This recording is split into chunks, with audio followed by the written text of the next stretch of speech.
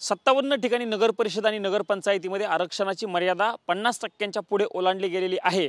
अशा पद्धतीचा data supreme कोर्टामध्ये राज्य निवडणूक आयोगाच्या वतीने सादर करण्यात आलेला आहे आणि त्यावर आज सुप्रीम कोर्टामध्ये सुनावणी पार पडते। वकील देवदत्त पालुतकर सर आहेत माझ्यासोबत। सर, हा 57 ठिकाणचा डाटा नगर परिषद आणि नगरपंचायतीचा आहे, तो डेटा मान्य आहे का? कारण तो डेटा जो कोर्टामध्ये दिलेला आहे तो कारण आकडा जास्त आहे असं बोललं जातं। नाही, मुळामध्ये राज्य निवडणूक आयोगाकडेच हा सगळा डेटा असतो, त्यामुळे त्यांनी जो डेटा दिलेला आहे त्याच्यावर कुठलीही शंका घेण्याचं कारण नाही। पण आपण हे लक्षात घेतलं पाहिजे की 57 ठिकाणं म्हणजे केवळ नगरपालिका आणि नगरपंचायती आहेत। यामध्ये आपण जर पाहिलं तर 40 नगरपालिका आहेत आणि 17 नगरपंचायती आहेत। अद्याप जिल्हा परिषदा, पंचायत समिती आणि महानगरपालिका यांच्यामध्ये काय परिस्थिती आहे याचा डेटा राज्य निवडणूक आयोगाने सादर केलेला नाही। म्हणजे एका वाक्यात जो मोठा म्हणजे हे एकदम छोटी गोष्ट आहे असं म्हणता येईल। कारण जिल्हा परिषदा खूप पॉप्युलेशन असते, महानगरपालिकेत पॉप्युलेशन जास्त असते। हा एकदम छोटा डेटा आहे असं म्हणता येईल? नाही, हा छोटा आहे असं नाही आहे। खरं सांगितलं तर हा सुद्धा तसा प्रभाव पडणाराच डेटा आहे। मात्र पंचायत समित्या आणि जिल्हा परिषदांमध्ये सुद्धा हा इफेक्ट जास्त आहे। महानगरपालिकेमध्ये त्या तुलनेत कमी आहे। असं म्हटलं जातं की फक्त नागपूर आणि चंद्रपूर वगैरेमध्ये हा प्रॉब्लेम येऊ शकतो, बाकी महानगरपालिकांमध्ये 50%चा ब्रीच होत नाही। आज सुप्रीम कोर्टामध्ये सुनावणी पार पडते। मागच्या सुनावणीवेळी कोर्टानं स्पष्ट केलं होतं की के कृष्णमूर्तींचं जजमेंट जे 50%च्या पुढे ते जाता कामा नये, कारण तो घटनापीठाचा निर्णय आहे असं कोर्टानं म्हटलेलं होतं। पण या 57 ठिकाणी साधारणतः काय होऊ शकतं, पॉसिबिलिटीज काय? पॉसिबिलिटी जर आहे तर दोन प्रकारच्या पॉसिबिलिटीज आहेत। एक तर जो कार्यक्रम सध्या सुरू आहे तो तसाच्या तसाच सुरू होईल, मतदान होईल, निकाल जाहीर होणार नाहीत 57 ठिकाणी जिथे ब्रीच झालेला आहे तिथे। आणि जर सुप्रीम कोर्टाने आजच जर काही निर्देश दिले की या 57 ठिकाणी आपल्याला 50%ची मर्यादा जी आहे तर ती ठेवायची आहे, तर मग त्या केसमध्ये या 57 ठिकाणची प्रक्रिया थांबू शकते, इतर प्रोग्राम हा पुढे जाऊ शकतो। किंवा मी आधीच्या शक्यतेप्रमाणे सांगितलं तसं सगळी प्रक्रिया पूर्ण पडेल आणि काही ठिकाणचा निकाल ठेवता येईल। किंवा तिसरी शक्यता अशी आहे की पूर्ण प्रक्रिया होऊन जाईल, निकालही जाहीर होतील, मात्र 57 ठिकाणचे जे मंडळी आहेत जी निवडून आलेली त्यांच्याकडनं आपण प्रतिज्ञापत्र घेऊ शकतो किंवा त्यांना एक आपण नोटीसवर देऊ शकतो की उद्या चालून जर याचिकेत निकाल जर काही वेगळा लागला तर त्यांची पदं जाऊ शकतात, त्यांना कुठली इक्विटी मागता येणार नाही। अशा प्रकारच्या 2-3 शक्यता अशा प्रकारच्या प्रकरणात असतात। म्हणजे त्यांच्यावरती टांगती तलवार कायम असणार आहे असं एक प्रकारे म्हणायला सध्या चान्स आहे? नाही, मुळामध्येच आपण जर पाहिलं तर 6 मे 2025ला सर्वोच्च न्यायालयाने ज्यावेळी निवडणुकांचा मार्ग मोकळा केला होता त्यावेळी subject to outcome of petition असं केलेलं होतं।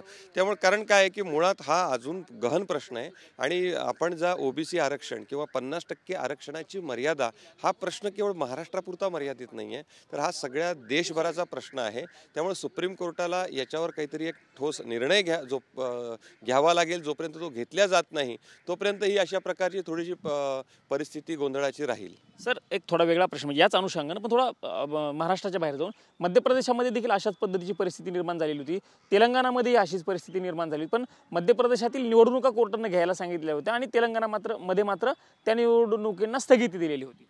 नाही, आता मध्य प्रदेशामध्ये ट्रिपल टेस्ट झाली आणि ते महाजनचं जजमेंट आहे, त्यावेळी 2022ला त्या जजमेंटच्या आधारे सगळ्या निवडणुका झाल्या।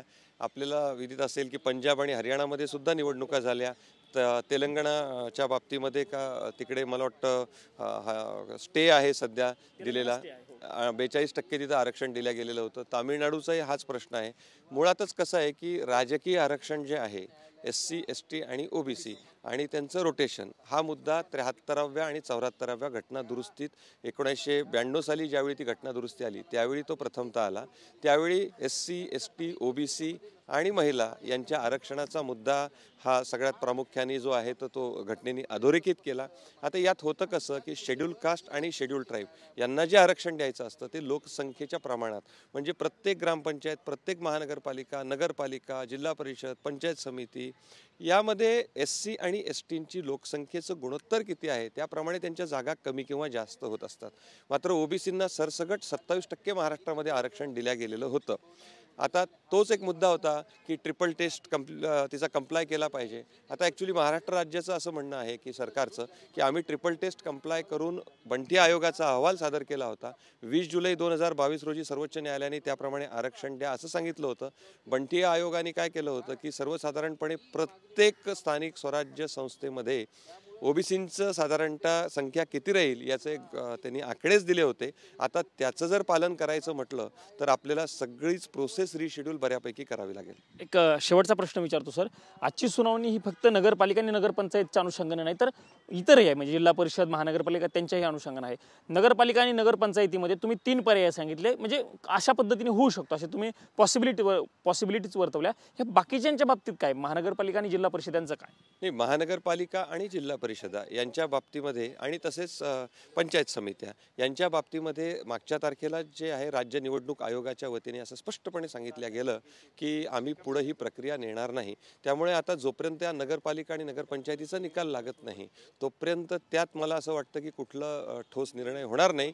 तो सर्वोच्च न्यायालयात जोपर्यंत हा प्रलंबित ज्या ऑनगोईंग इलेक्शन्स आहे त्याचा प्रश्न एकदा निकाली लागला की त्या बाबतीतही काहीतरी स्पष्टता येईल असं वाटतं. आज धन्यवाद सर आमच्याशी बातचीत केल्याबद्दल. हे वकील देवदत्त पालोदकर होते आणि त्यांनी स्पष्ट केलं आहे की पहिला प्रश्न हा नगरपालिका आणि नगरपंचायतीचा आहे.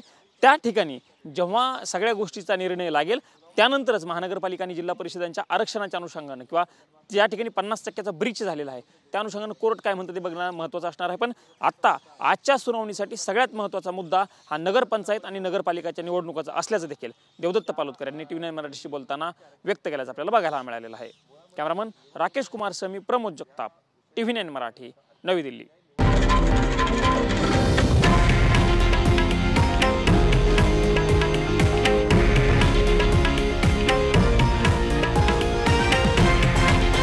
हे आहे देशातील नंबर 1 न्यूज नेटवर्क आणि आपण पाहत आहात TV9 मराठी, एकमेव.